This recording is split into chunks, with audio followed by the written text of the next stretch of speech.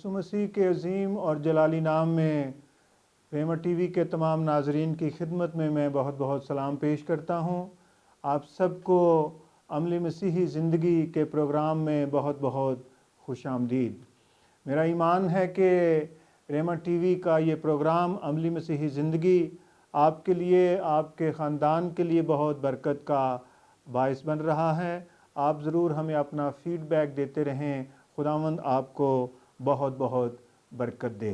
آئیے ہم پاک کلام میں سے آج پھر دیکھیں گے نئے عہد نامے میں سے کولوسیوں کے نام پولس رسول کا خط، اس کا 2 باب، اس کی 6 اور 7 آیت۔ پاک کلام میں یوں لکھا ہے، پس جس طرح تم نے مسیح یسوع خداوند کو قبول کیا اسی طرح اس میں چلتے رہو اور اس میں جڑ پکڑتے اور تعمیر ہوتے جاؤ، اور جس طرح تم نے تعلیم پائی اسی طرح ایمان میں مضبوط اور خوب شکر گزاری کیا کرو۔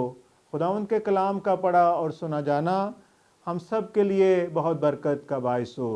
آئیے ہم دعا کریں۔ پیارے آسمانی باپ، ہم تیرا شکر کرتے ہیں تیری عظیم محبت کے لیے جس کا اظہار تو نے اپنے بیٹے ہمارے خداوند یسوع مسیح کو دے کر کیا، جس نے اپنے آپ کو صلیب پر بلیدان کر دیا تاکہ اس کی موت اور جی اٹھنے کے وسیلے سے ہم نئی زندگی پائیں۔ تیرا شکر کرتے ہیں تیرے کلام کے لیے جو ہمارے قدموں کے لیے چراغ اور ہماری راہ کے لیے روشنی ہے، جو ہمیں عملی زندگی کے لیے ہدایات، رہنمائی اور نور بخشتا ہے۔ تیرا شکر کرتے اور تیری تعریف کرتے ہیں۔ اپنے کلام کے وسیلے سے ہمیں برکت دینا، یسوع مسیح کے نام میں آمین۔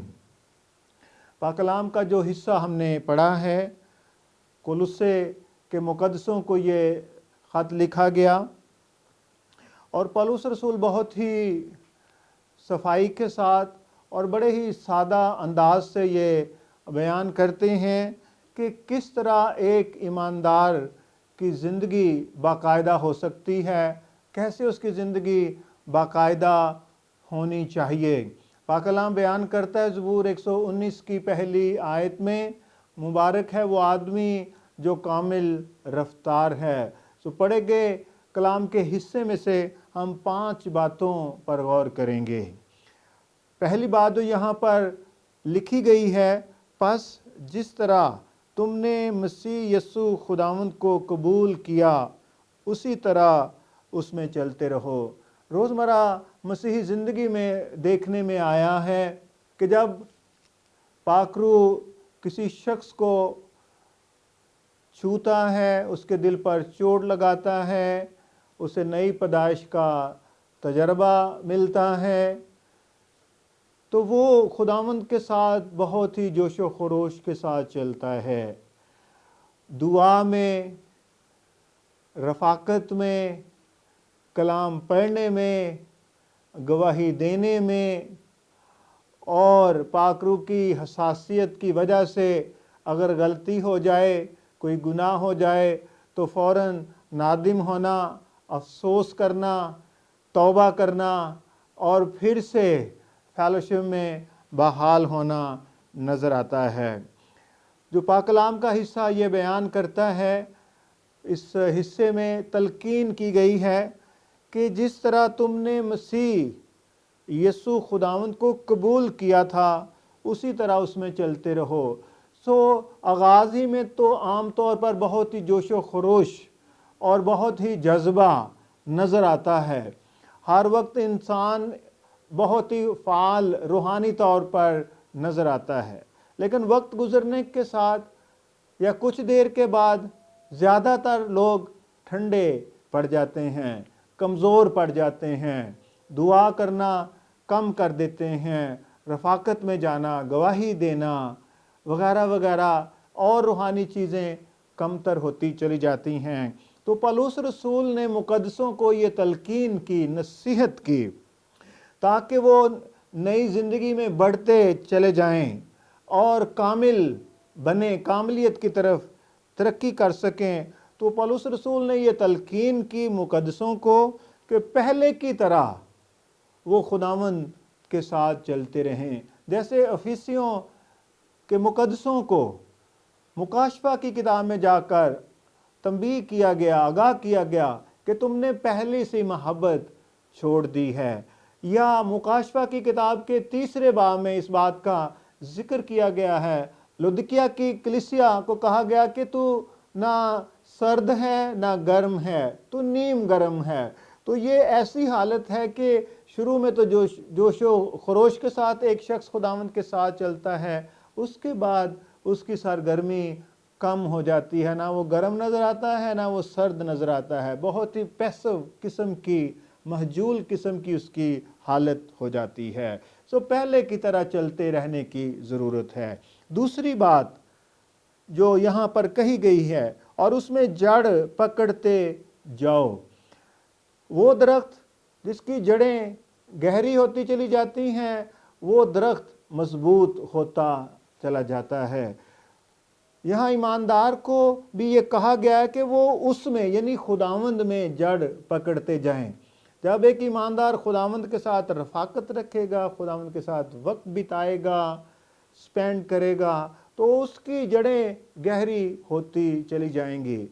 जब वो कलाम पर गौर करता चला जाएगा, तो पाक कलाम बयान करता है पहले ज़बूर में कि वो शख्स जो शरीयत पर ध्यान देता है, उसकी खुशनुदी शरीयत में है, उस दरख्त की मानंद है जो पानी की नदियों के पास लगाया गया है, उसका पत्ता नहीं मुरझाता है।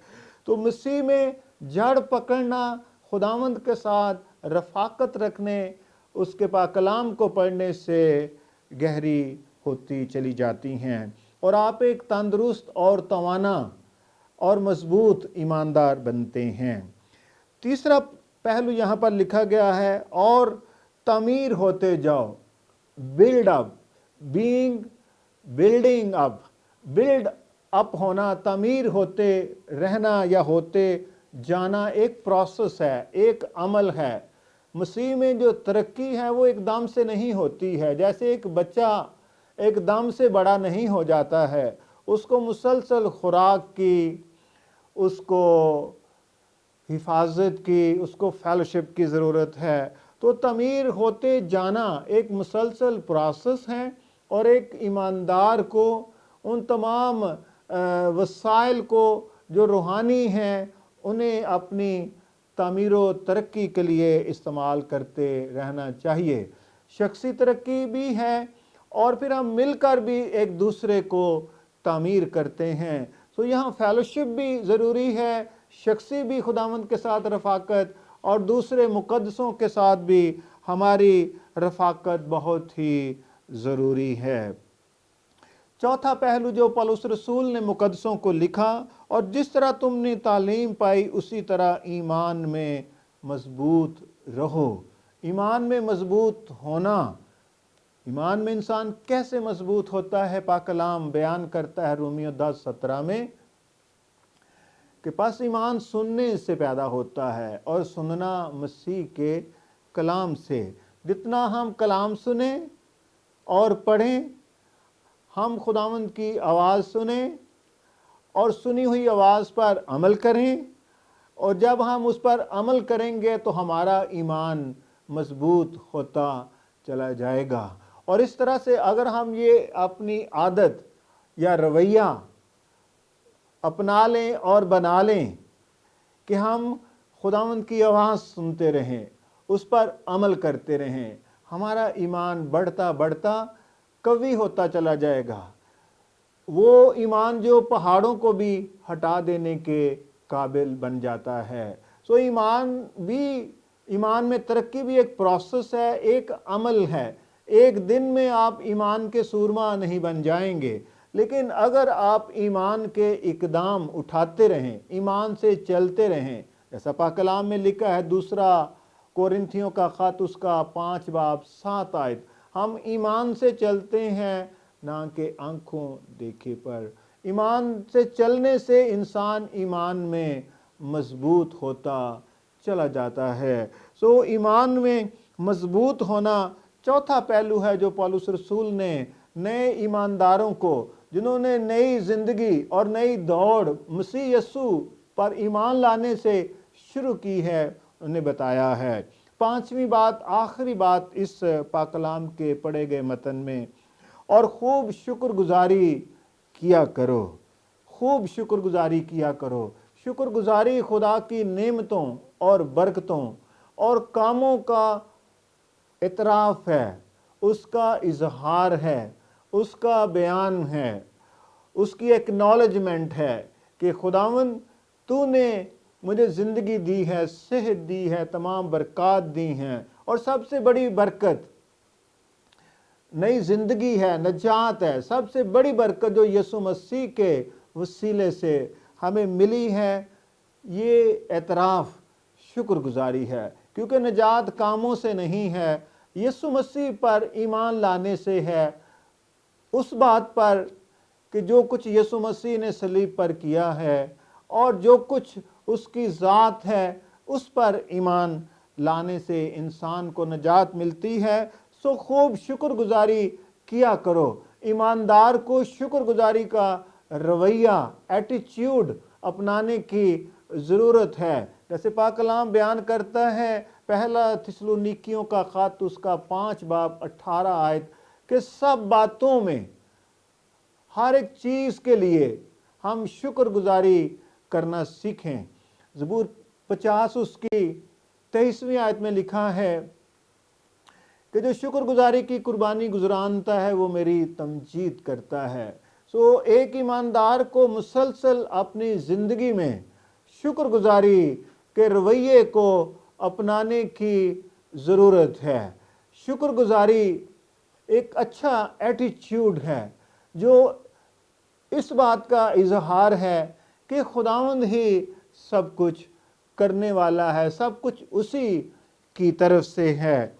सो पाक कलाम के इस हिस्से में पौलुस रसूल खुदावंद के बंदे ने कुलुस्से के मुकद्दसों को 5 बातों की तलकीन की, उन ईमानदारों को जिन्होंने यीशु मसीह को कबूल किया है, नई ज़िंदगी का आगाज़ किया है, नई पैदाइश का तजर्बा पाया है, वो उसी तरह से चलते रहें जैसे वो अपनी रूहानी ज़िंदगी के आगाज़ में बड़े जोशो खरोश के साथ चलते रहे।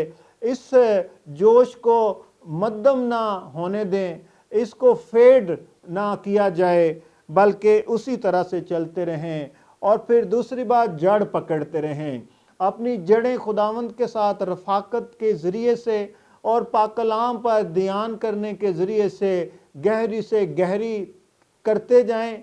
आप एक रूहानी तनावर, मजबूत दरख्त बनते चले जाएंगे और तामीर होते जाएं। जैसे बच्चे को मुसलसल खुराक लेने की और उम्र के लिहाज से लेने की ज़रूरत होती है, तो वो बच्चा परवान चढ़ता चला जाता है। रूहानी तौर पर भी हमें तामीर के लिए रूहानी दूध पीना चाहिए, रूहानी रोटी खानी चाहिए, रूहानी गोश्त यानी खुदावंद के कलाम को लेना चाहिए। आप तामीर होते जाएंगे और फिर ईमान में मजबूत बने, ईमान से चलते रहें।